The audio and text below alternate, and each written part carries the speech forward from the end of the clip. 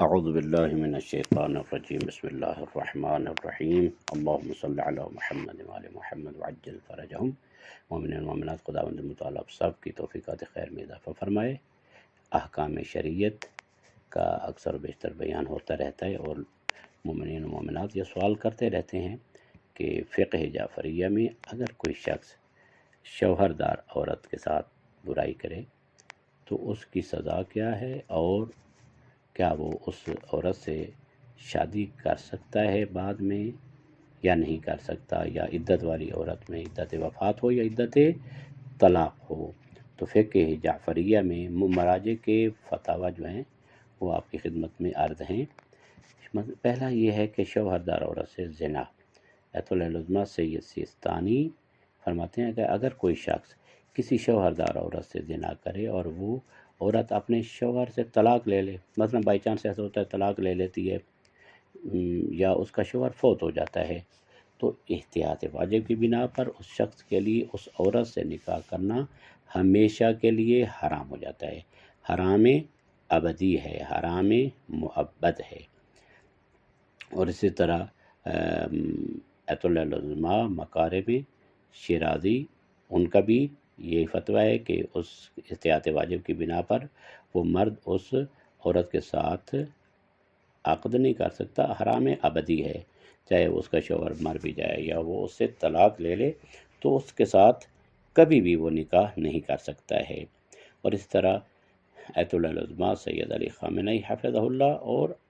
اکثریت مراجع جو ہیں ان کا فتویٰ یہی ہے کہ اس کے ساتھ عقد نہیں کر سکتا بعد میں۔ اور اس طرح عدت والی عورت سے نکاح کرنا، عدت وفات ہو یا عدت طلاق ہو، تو ایت العظمہ سیستانی کہتے ہیں کہ اگر کوئی شخص کسی ایسی عورت سے نکاح کرے جو عدت میں ہو اور وہ جانتا ہو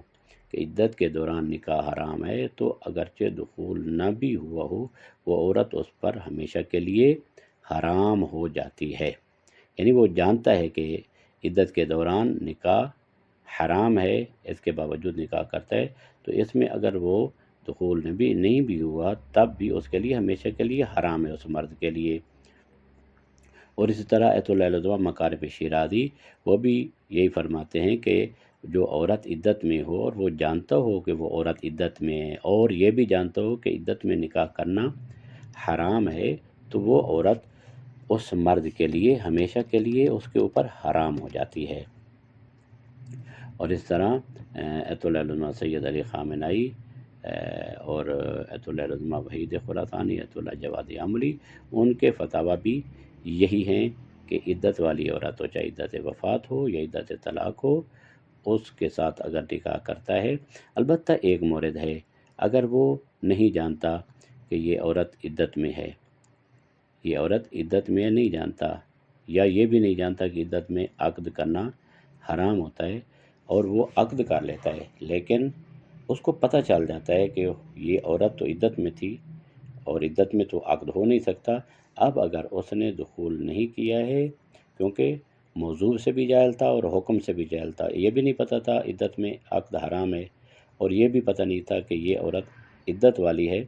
تو اگر اس نے ابھی تک دخول نہیں کیا تو اسے چاہیے اسے طلاق دے دے، اور بعد میں اگر وہ عورت اپنے پہلے مرد سے مثلا طلاق لے لیتی ہے، یعنی وہ تو مطلقہ ہے، اب اس کی عدت جو ہے وہ ختم ہو جاتی ہے،